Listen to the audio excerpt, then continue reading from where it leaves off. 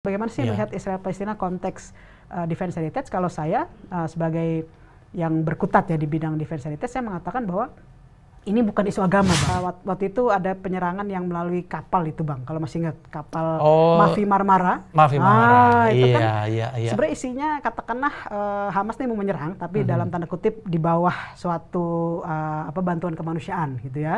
Israel mendetek itu akhirnya menyerang kan gitu. Nah sekarang kalau kita membahas bela negara, berhak juga dong kayak gitu menyerang. Tapi kenapa kok kemudian yang diangkat gitu ya oleh pemerintah kita bagian menyerang, padahal motif awalnya kan beda. Itu hal-hal kayak gitu yang menurut saya ya secara diplomasi Indonesia masih ya sebenarnya bukan bebas aktif banget, memang justru berpihak di sini, dan saya tidak menyalahkan juga berpihak kepada Palestina. Saya melihatnya entah kapan ya ini bisa damai. Sebetulnya dari PBB kan sudah ada semacam two-state solution ya. PBB punya solusi two-state solution, dan itu sudah dari pihak Israel maupun pihak Palestina sudah setuju. Hanya ini dua intruder ini, Bang. Israel ada Zionis, Palestina ada organisasi teroris yang terafiliasi Hamas. Masing-masing itu ISIS itu.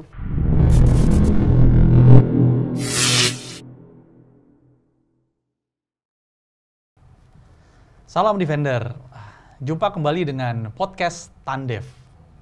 Seperti edisi sebelumnya sudah saya Dito menjelaskan mengenai apa yang akan kita bahas dalam podcast berikutnya. Dan kali ini kami akan tetap mengundang Ibu Dr. Jeanne Francois sebagai pembicara dalam podcast kali ini, hanya dengan pembahasan yang sedikit berbeda. Kali ini kami akan membahas mengenai isu yang lagi rame dibahas sekarang terkait dengan konflik yang ada di Israel Palestina, dan nanti kita coba korelasikan dengan spesialisasi dari narasumber kita Ibu Jeanne tentang defense heritage. Juga nanti kita coba cari benang merahnya antara konflik di Israel Palestina dengan apa yang perlu kita tingkatkan di strategi pertahanan nasional Indonesia. Mari kita sampaikan, kita tanyakan ke diskusi dengan Ibu Jeanne. Terima kasih Bu Jeanne sudah hadir. Sama-sama, Bang. Di podcast kami ini lagi. Bang. Gimana, apa kabar, Bang? Baik Bu Jeanne. Terima kasih. Wah, saya yang sangat terhormat lah Ibu bisa hadir lagi di podcast kita kali ini. Nah, terkait tadi yang saya sudah sampaikan Bu Jeanne mengenai isu yang lagi hangat ini. Israel Palestina. Semua orang membahas soal isu itu. Ada dari sisi pertahanan, sisi agama, apapun semua diulas karena memang lagi mengganggu, mungkin ya banyak mengganggu perasaan manusia ya. Perasaan orang Indonesia juga terkait tentang isu kemanusiaan dan lain-lain. Nah, menarik dari sisi kajiannya Ibu, background Ibu dari sisi defense heritage. Kami juga ingin tahu Bu, kira-kira apa yang menyebabkan konflik Israel Palestina ini kemudian sampai berlarut-larut, dan sebenarnya bukan isu lama ya Bu. Ya, betul. Iya, saya ingat itu dulu saya kecil itu sudah lihat konflik Israel Palestina, kemudian sebelumnya malah konflik Israel Arab ya, Israel Liga Arab. Six Day Wars, Yom Kippur Wars gitu kan. Terus mau ditarik lagi ke belakang misalnya dari perjanjian Balfour gitu. Wah, panjang banget itu. Sebenarnya ini berita yang berulang. Dan ini lagi naik lagi. Itu. Nah, kira-kira menurut pendapat Ibu, sisi Ibu nih sebagai dosen di hubungan internasional. Pas banget Ibu, dosen hubungan internasional, mendalami soal pertahanan dan khususnya mengenai defense heritage. Gitu. Monggo Bu, silakan Bu Jeanne. Bang Dito, selamat siang Defenders, salam bela negara. Saya ucapkan terima kasih ya Bang sudah mengundang saya kembali di episode kedua ini yang temanya agak sedikit berbeda ya Bang ya. Betul. Ya ini memang kalau kita ngomong Israel Palestina itu sudah banyak sekali angle yang dibahas katakanlah gitu, dari mulai mungkin tadi yang Bang Dito sampaikan humanisnya ada, perangnya mungkin bagaimana sih politik luar negeri Indonesia harusnya memihak kemana dan lain sebagainya. Kalau saya lebih melihatnya ke kepakaran saya ya, dan tentu akan saya banyak bahas di situ. Tapi sebelumnya saya mungkin mau menyampaikan secara singkat gitu ya, apa sih warisan pertahanan atau defense heritage. Kalau secara umum mungkin kita melihatnya hanya cultural heritage gitu ya, warisan budaya. Contohnya misalkan Indonesia kita punya katakanlah Borobudur gitu ya. Itu menjadi warisan budaya yang UNESCO juga kan diakui oleh UNESCO. Nah, sejak tahun 2010-an itu cultural heritage sendiri berkembang. Jadi ada industrial heritage, kemudian ada war heritage, ya, ada military heritage gitu. Nah, para pakar heritage itu membahas gitu ya, kalau war heritage dengan military heritage itu lebih cenderung kepada peninggalan bersejarah bagi negara yang agresor, katakanlah negara yang memang tanda kutip penjajah gitu ya. Bagaimana dengan sisi mereka yang dijajah? Bagaimana mereka kan ada perjuangan gitu ya, perjuangan melawan kolonialisme, perjuangan menjadi merdeka. Nah, ini kok heritage khusus ini tidak dibahas gitu. Kalau war heritage, military heritage dari sisi penjajahnya, sisi agresor. Nah, maka muncullah gitu ya defense heritage. Dan sudah banyak beberapa negara yang mencoba merumuskan defense heritage ya, definisi daripada warisan pertahanan negara masing-masing. Karena tidak bisa distandarisasi. Kalau cultural heritage kan bisa ya, ada misalkan 50 syarat suatu bangunan menjadi cultural heritage ABCD ya, itu bisa. Tapi kalau defense heritage itu sangat kental dengan kaitannya dengan nation building sebuah bangsa. Bagaimana suatu bangsa ini menjadi merdeka dan menjadi negara, katakanlah gitu. Nah, kebetulan kemarin disertasi saya itu kan memang tentang defense heritage, tapi konteksnya Indonesia gitu ya.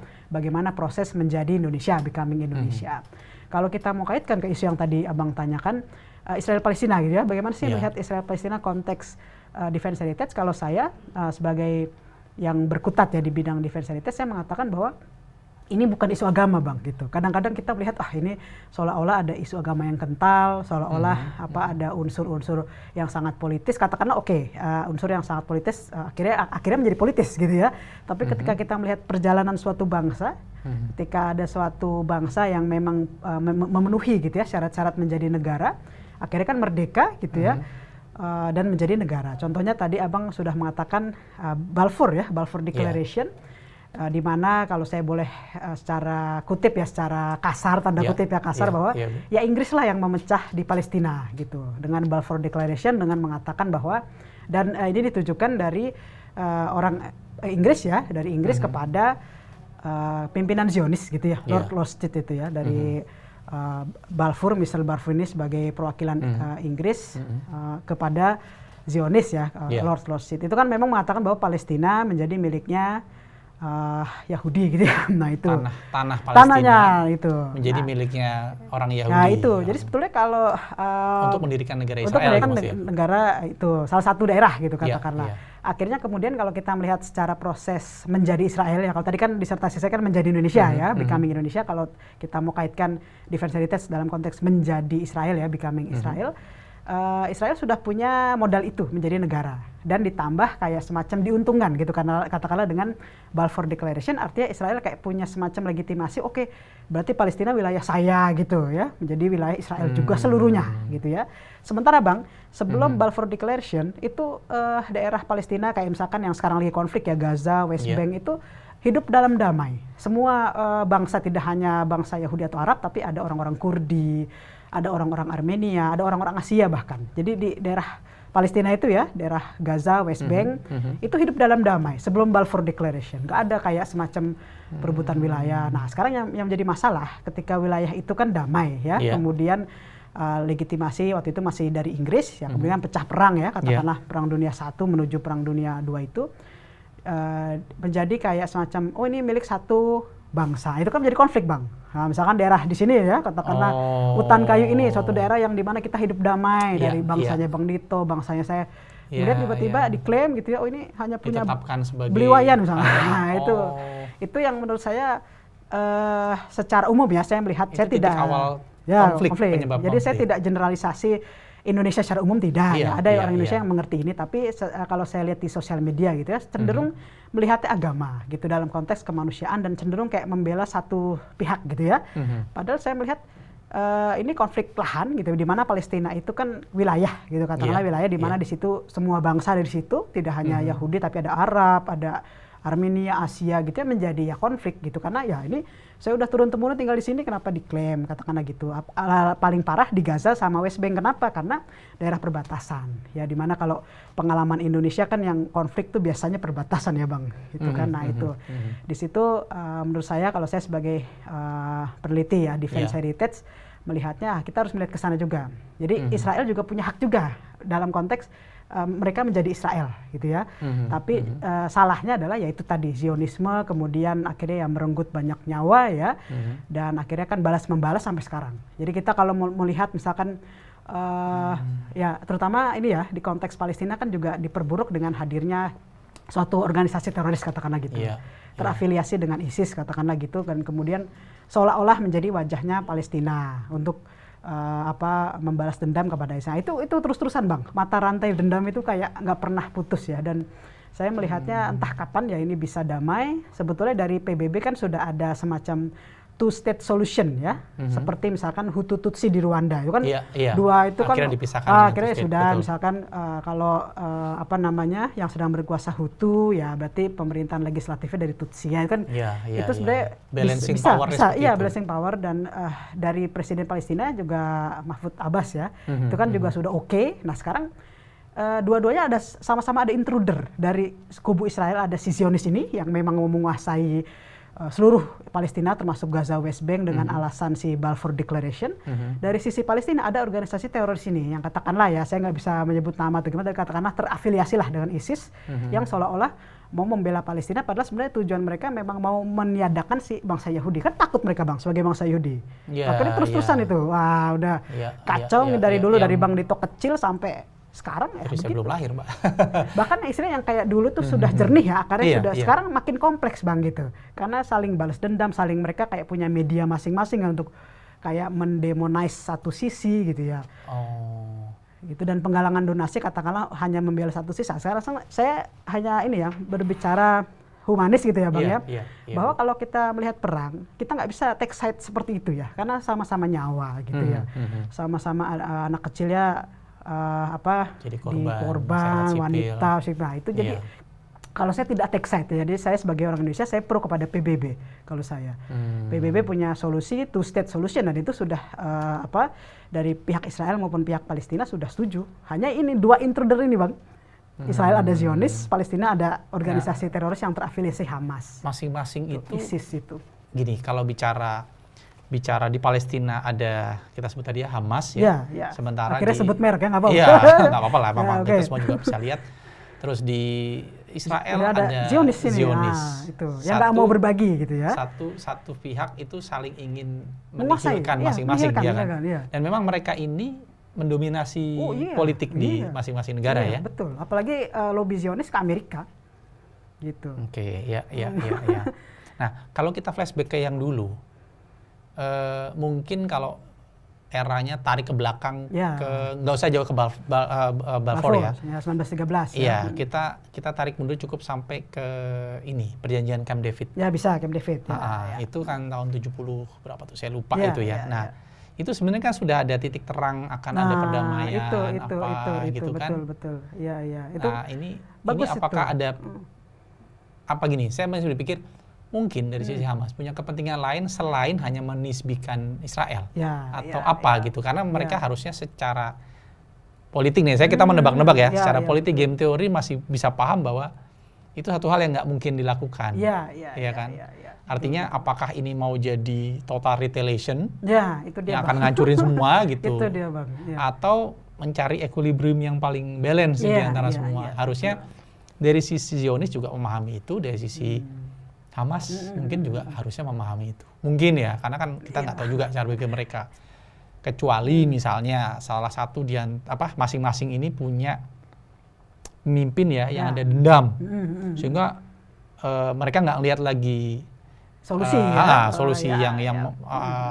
solusi yang win-win solution ke semua pihak, tapi menihilkan satu sama lain. Betul. Gitu. Iya Bang, bagus tadi Bang Dito mengingatkan kita gitu ya tentang Camp David. Sebetulnya ada lagi di era Donald Trump itu ada Abraham Accord ya. Itu kan juga sebenarnya menegaskan Camp David gitu. Katakanlah Camp David bahasanya terlalu diplomatis gitu ya, terlalu awang-awang. Nah, dengan di eranya Donald Trump sebenarnya lebih ditegaskan lagi bahwa misalkan ya salah satu penerapannya kan pembangunan kedubes Amerika di Yerusalem gitu katakanlah ya. Jadi Yerusalem ini sudah menjadi wilayah tanda kutip Amerika menunjukkan dirinya kan pro ya kepada Israel. Artinya kan sebenarnya West Bank dan Gaza nggak perlu diduduki sama Zionis gitu loh. Itu yang secara tidak langsung menurut saya Trump itu di pemerintahan Trump ingin mengatakan itu gitu. Jadi ya sudah kita bagi wilayah milik siapa yang Israel, milik siapa yang Palestina gitu. Jadi nggak perlu lagi nih Gaza West Bank diganggu, ternyata kan masih gitu ya. Masih apalagi kemarin 7 Oktober Hamas menyerang duluan. Waduh gitu kan. Jadi memrovokasi duluan istilahnya. Duluan. Dan di tahun 2010 Bang, waktu itu saya pernah nulis ya di Jakarta Post. Saya judulnya itu Indonesia lost sight on Gaza attack. Jadi saya itu mengkritik bagaimana posisi Indonesia terlalu membela Palestina, padahal sebenarnya kita harus melihat dua sisi gitu kan. Dimana kan Indonesia kan mandatnya harus menjaga perdamaian. Kalau kita waktu itu ada penyerangan yang melalui kapal itu Bang, kalau masih ingat kapal Mavi Marmara. Itu kan sebenarnya isinya katakanlah Hamas nih mau menyerang, tapi dalam tanda kutip di bawah suatu bantuan kemanusiaan gitu ya.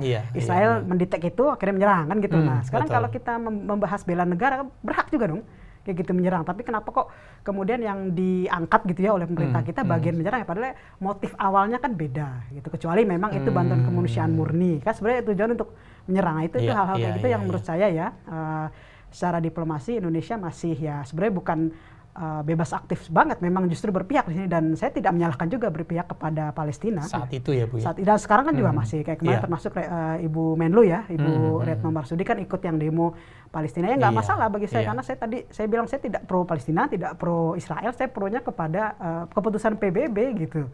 Two state solution tuh paling baik untuk semua. Paling baik gitu. Dan memang sudah disetujui dua pihak ya ini karena, tapi yang dua intruder tadi masih yang tadi Abang bilang menihilkan masih keras kepala Bang. Entah gimana tuh nggak tahu. Saya belum bisa memprediksi ya kapan selesai karena ya anak-anak kecil sekarang juga sudah didoktrin dari dua sisi.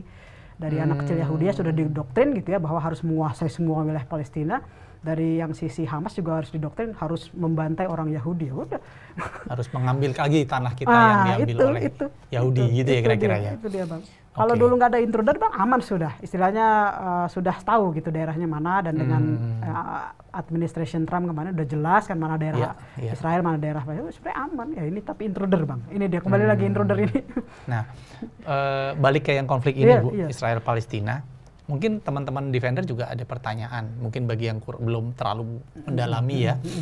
Gitu. Kalau yang mendalami mungkin sudah tahu, tapi yang belum mungkin masih banyak. Ini pertanyaan dari umum juga gitu kan, dari kebanyakan orang. Kenapa sih kok Israel yang diserang adalah Gaza? Iya. Gitu. Memang sih kita tahu posisi Gaza itu di pantai, perbatasan gitu kan. Kenapa nggak yang diserang adalah yang di West Bank? Karena secara wilayah lebih luas West Bank. Gitu. Apakah Israel punya intens khusus tentang di Gaza atau hanya sekedar retaliation membalas kejadian 7 Oktober lalu? Gitu. Kalau menurut Bu Jane kalau saya setuju yang kedua Bang, retaliation. Memang benar-benar retaliation membalas dari 7. Ya gitu ya. Membalas karena kan itu serangan yang tidak diduga juga ya, lagi konser musik, kemudian Hamas datang kan menyandra kalau nggak salah lebih dari 172 orang ya, sipil. Iya. Terakhir saya dengar 216 sekarang datanya mungkin lebih akurat lagi ya, 216 orang disandra ya, ini pembalasan di wilayah itu. Kalau masalah kepentingan misalkan ada lebih strategis apa ya, mungkin ada kilang minyak atau apa, menurut saya nggak terlalu ke sana Gaza, hanya lebih ke perbatasan itu tadi dan pertahanan ya jatuhnya gitu. Kalau udah menguasai Gaza kan artinya lebih mudah juga mungkin masuk ke West Bank. Dan West Bank juga terakhir masih konflik Bang, tahun lalu itu masih konflik itu. Masih ya, tapi mungkin belum diangkat secara khusus ya. Kalau Gaza kan karena mungkin faktor internet juga jadi banyak dibahas gitu. Apa karena mungkin Gaza berbatasan dengan Mesir sehingga secara politis Mesir masih mensupport Palestina kan ya Bu ya? Ya, tapi saya punya pengalaman ya Bang. Waktu 2017 saya pernah ikut itu International Conference gitu di Mesir. Dan saya membahas salah satunya tentang hubungan diplomatik yang baik antara Indonesia dengan Palestina gitu ya. Iya Bu. Terus paper saya itu nggak boleh dibicarakan. Terus saya kan mau tahu ya kenapa gitu ya. Ternyata Mesir juga sebetulnya ada pro-pronya dengan Israel. Gitu. Jadi istilahnya paper-paper kami nih para scholars yang ingin membahas Palestina, hubungan baik dengan Palestina itu ya cenderung nggak boleh. Jadi kita malam-malam tuh cari topik lain. Akhirnya saya bahas ini, saya bahas itu minta untuk dirubah. Akhirnya saya bahas K-pop waktu itu. Jadi ini mungkin ya secara kertas ya mungkin Mesir punya hubungan yang baik ya dengan Palestina, membantu tim. Tapi sebetulnya secara real kenapa kok kita sebagai scholars nggak boleh ngomong tentang hubungan yang baik antara Indonesia Palestina gitu kan ya? Itu suatu yang bagi saya aneh ya. Gitu. Ya tapi saya lupa ya kalau negara Arab kan beberapa sudah menjalin hubungan diplomatik dengan Israel. Saya lupa kalau Mesir apakah sudah membuka atau belum, apa udah ya setahu saya. Gitu. Sehingga kayaknya ya ini kondisinya agak berbeda sama waktu Yom Kippur dulu ya. Di mana ada mata-mata Arab bersatu kan. Gitu. Mata-mata Israel ada yang digantung di Mesir ya. Betul. Itu salah satunya. Ya itu Bang, jadi bagi saya lucu juga, kok kenapa kita nggak boleh bahas Indonesia Palestina gitu. Gitu. Ternyata itu mungkin Mesir dengan Palestina dengan Israel sedang dekat ya. Sedang dekat. Itu bagian dari lobby. Itu lobby. Ya seperti Yordania Bang. Coba kalau kita analisis Yordania ya, dia dekat kemana gitu ya. Di awal kan memang ke Israel karena dalam konteks lahan ya, di daerah wilayah status quo itu kan dekat ya dengan perbatasan Yordania, mungkin ada kepentingan ekonomi juga, tapi kemudian makin kesini ya makin membelanya Palestina gitu ya. Nah ini hak suatu negara juga kalau kita membicarakan defense heritage ya, konteks bagaimana suatu bangsa menjadi negara, apakah ada perubahan nanti diplomasi, ya nggak masalah juga sebetulnya. Masalah juga. Memang terlihat heritage gitu ya, kita melihat apa sih gitu ya, peninggalan sejarah yang menunjukkan cerita, tapi sebenarnya intisari kan cerita itu ya, ada narasi apa gitu.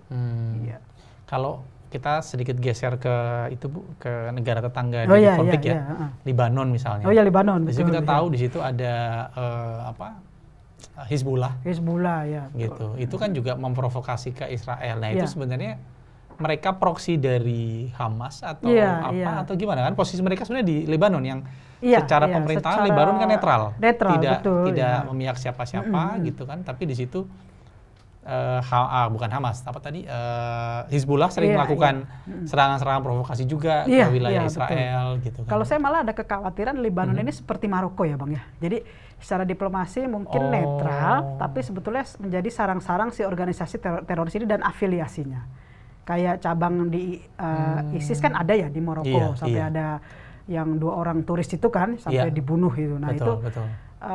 Saya malah ada kekhawatiran gerakan Libanon ini kemana gitu ya. Mungkin tidak bisa dikatakan netral juga ya. Tapi berarti kelompok Hizbullah ini itu afiliasinya ISIS? Kalau menurut saya iya. Hanya kan pergerakannya kan beda ya, dari mulai kalau ISIS kan kita tahu istilah ISIS 2004 ya. Apakah sebelum itu tidak ada ISIS? Kan enggak gitu ya. Dinamakan ISIS dan mereka memang mendeklar ISIS, tapi sebelum itu ya kan ada Hizbullah, kemudian ada Hamas kan memang sejak 70-an juga udah ada. Ya itu, jadi menurut saya bagian salah satu kekuatan politik di Palestina. Jadi kalau saya mungkin punya pesan gitu ya bagi teman-teman defender yang memang mau membela satu sisi, ya sebenarnya tidak masalah juga, tapi kalau saya tidak gitu ya, saya membelanya PBB. Misalkan teman-teman defender membela Israel ya, konteksnya adalah Israel sebagai suatu negara, bukan yang Zionis tadi gitu ya, bukan yang menghalalkan segala cara sampai ngebunuh anak kecil gitu ya untuk mendapatkan wilayah. Terus kalau teman-teman defender juga pro gitu ya kepada Palestina, artinya melihat Palestina sebagai suatu wilayah yang belum ada country-nya, belum ada Pancasilanya, tanda kutip gitu. Belum ada pemersatunya apa, karena ingat ya, Palestina itu kan semua bangsa di sana. Semua dari mulai ada orang Arab, ada orang Syria, ada orang Yahudi, ada orang Asia bahkan. Nah itu pemersatunya apa? Nggak ada, mereka nggak ada Pancasila. Jadi kalau mau pro kepada Palestina ya, pesan saya kepada teman-teman defender artinya perjuangkanlah itu. Perjuangkanlah ada suatu hal pengikat bagi bangsa Palestina supaya benar-benar menjadi negara. Kan Palestina itu sudah diakui sebagai State of Palestine under PBB kan gitu ya di tahun 2010. Betul. Nah, kita perjuangkanlah supaya Palestina ini menjadi betul-betul 100% negara. Nah, itu jangan membela justru bagian-bagian yang menurut saya gimmick, Bang. Jadi kayak humanitarian donation tapi sebenarnya dikorupsi. Itu banyak, Bang, ya kan? Seolah-olah tapi itu isu yang sesi menarik dari dulu itu kan. Soal terus, humanitarian, soal apa di terus Palestina. Misalkan yang dibahas bagian agamanya nggak penting lah kayak gitu. Kan semua berhak punya agama manapun, tapi sekarang konteksnya itu jadi tegas menarik gitu nih, Bu. loh. Ini tegas. Menarik, saya juga baru dengar dari Ibu ya bahwa sebenarnya yang diperlukan oleh Palestina itu suatu pemersatunya adalah suatu apa? pemersatu. Iya. Jadi seperti Indonesia punya Pancasila, gitu itu. kan? Nggak ada. Dan saya pernah sampaikan ini di waktu itu forum gitu ya, forum waktu itu sebenarnya isunya membahasnya Rohingya ya, tidak khusus ke Israel Palestina, tapi saya utarakan juga. Jadi saya bilang problem Palestina sudah ada solusinya, hanya tidak mau dilakukan kan gitu ya. Two state sharing itu sebenarnya udah solusi. Dan ya harus ada pemersatunya apa? Karena itu banyak bangsa, Bang. Gak mungkin misalkan ada berbagai bangsa di situ, cuman satu agama, katakanlah harus Yahudi semua, nggak mau kan orang-orang yang bukan Yahudi. Nah, hanya misalkan agama situ udah Kongfucu semua atau berdasarkan Kongfucu way of life, nggak mau dong. Gitu. Atau udah ini Kurdi, berdasarkan way of life-nya orang Kurdi, nggak bisa dong Bang. Itu, jadi menurut saya perlu dipikirkan secara mendalam. Kalau kita ya sebagai diplomasi Indonesia kan masih pro Palestina, tapi konteksnya itu, jangan gimmicknya, jangan ini loh ada kayak share-share video gitu kan, anak kecil dibom ya. Di sisi Israel juga dibom anak kecil gitu lah. Nah, Ibu melihat ini ide Ibu ini, itu pernah terpikir juga dari teman-teman yang di UN atau apa? Atau mereka tetap fokusnya sama, soal humanitarian atau apa? Ya secara formalitas ya didukung juga ide saya ini, cuman ya secara penerapan mungkin ya bagaimana ya mengajak duduk bareng ini. Sebetulnya itu sudah terjawab itu Bang. Harusnya bangsa Palestina sadar dengan sendirinya bahwa mereka sudah terjawab sebetulnya, butuh pemersatu gitu, dan kemudian selesai menjadi 100% negara tanpa perlu diobserv oleh PBB gitu ya, benar-benar negara yang berdikari. Dan kemudian ya bisa bersaing secara ekonomi dengan negara lain kan gitu. Itu yang gimana ya Bang, itu ya kalau Rusia Ukraine agak sedikit beda ya, karena memang dua-duanya negara. Ya walaupun Ukraine kan pecahan Rusia dan secara defense heritage dulu ibu kota Rusia ada di Kiev gitu kan, di Ukraine. Jadi ada keterikatan historis katakanlah gitu. Jadi agak sedikit beda angle-nya. Kalau ini nih kayak negara versus apa ya, suatu wilayah yang banyak bangsanya gitu. Multi-nation state sebenarnya. Iya. Nah, kalau misalnya Bu ya, ini saya lagi berpikir terkait tadi gitu. Ternyata itu bisa jadi solusi buat Palestina. Nah, mungkin apa perlu figur? Karena gini, kalau saya mencoba, ini pandangan saya subjektif melihat dulu waktu zamannya Yasser Arafat. Itu kan seperti Palestina punya figur dan karena beliau dari Fatah ya. Fatah kan lebih moderat gitu kan. Dan tapi beliau kan sekarang juga. Iya, beliau intelektual, sehingga mungkin jadi figur nomor satu. Itu beliau hilang. Ini kehilangan akhirnya pegangannya ke Hamas. Iya. Nah, terkait sama Indonesia kira-kira Bu, akan ada pengaruhnya nggak? Iya. Untuk isu yang Israel ini ya, Palestina ya. Kalau kemarin kan hampir semua pasangan ini ya, 3 pasangan ini memang menunjukkan keberpihakan sama akan ada suksesi politik nasional nih, betul. 2024. Saya melihatnya tetap 3 pasangan ini ya sama ya, inline dengan diplomasi kita yang memang pro kepada Palestina gitu ya. Kalau kita kaitkan dengan pertahanan kita, seperti yang sudah saya sampaikan mungkin di episode sebelumnya, kita ini sebenarnya juga banyak masalah gitu. Dan jadi daripada kita menghabiskan waktu gitu dan kemudian energi fokus di istilahnya suatu konflik ya sebenarnya sudah ada solusinya tapi nggak mau dijalankan aja gitu ya, kita banyak masalah gitu Bang. Dan menurut saya harap 3 pasangan ini ya bisa fokus ke arah sana. Oke, secara diplomasi internasional nggak apa-apa kita tampil gitu sebagai mediator konflik, sebagai negara yang memang pro perdamaian nggak apa-apa, tapi jangan lupakan masalah internal gitu. Kadang-kadang kan kita terlalu membela kemanusiaan terlalu jauh gitu di Timur Tengah atau di Rusia Ukraina, tapi kita lihat ke dalam gitu. Bagaimana misalkan contoh kecil Bang, ada anggota misalkan yang punya kepercayaan berbeda dipukulin itu kan. Terus ada misalkan suatu pembangunan tempat ibadah nggak boleh dipersulit. Itu kan hal-hal yang merusak stabilitas pertahanan, memecah belah bangsa. Nah itu yang saya harap 3 calon ini bisa mengarah ke sana. Jadi jangan hanya melihat diplomasi yang kemarin kan mereka udah turun ya, 3-3-nya demo Palestina ya nggak masalah, tapi jangan lupakan internal ke dalam itu. Terutama yang prospektus Indonesia ya 2030 itu. Mungkin ini sih, saya juga agak tertawa tuh Bu kalau lihat itu ya. Mungkin saya keingat saya pernah diskus sama teman juga. Ada yang bilang ke saya bahwa bangsa Indonesia ini bangsa yang latah. Iya bisa jadi. Jadi ketika rame-rame bahas ini, semua bahas ke sana, semua membahas kayak ya sebenarnya kita membahas ini juga karena mengikuti latahnya topik sekarang. Tapi coba kita tampilkan dengan sisi yang berbeda karena Ibu dari punya kekuasaan di defense heritage tadi gitu. Menarik sih Bu, saya juga punya jadi wawasan lebih luas lagi nih dari Bu Jana terkait sama urusan Israel Palestina gitu. Dan ya moga-moga bisa jadi masukan yang menambah pengetahuan kita bersama buat teman-teman Defender. Kira-kira sebelum saya akhiri, Bu, ada closing dari Ibu terkait ini Palestina, Israel dan hubungannya sama Indonesia, pertahanan khususnya. Siap. Sebelum saya tutup. Terima kasih Bang Dito dan teman-teman Defender ya. Jadi saya harap teman-teman Defender ya tetap solid gitu ya menghadapi yang paling dekat ini kan 2024 ya. Kita akan menghadapi suksesi kepemimpinan politik, dan pertahanan itu kan menjadi salah satu ujung tombak politik ya, tercermin di situ. Jadi politik kita seperti apa, tercermin juga di pertahanan kita seperti apa. Saya harapkan tetap stabil ya, stabilitas kita baik pertahanan militer maupun nirmiliter, juga diplomasi politik kita tetap membela perdamaian, katakanlah gitu. Kalaupun Israel Palestina, Indonesia tetap membela Palestina tidak masalah, tapi pesan saya tadi, belalah Palestina benar-benar menjadi negara yang merdeka gitu ya, bukan fokus ke gimmick-gimmick yang menurut saya kurang penting. Terima kasih. Salam bela negara. Terima kasih Bu Jana.